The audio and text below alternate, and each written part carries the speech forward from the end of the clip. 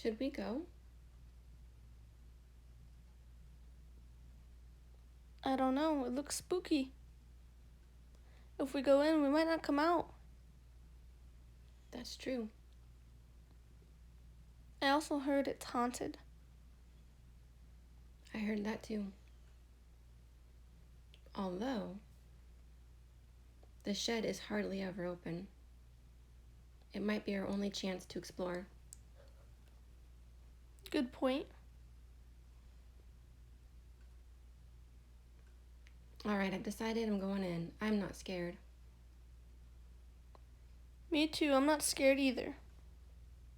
I'm in. What's it like? Not too bad. I'm in too. Everything seems fine so far. No boogeyman over here. What's this contraption?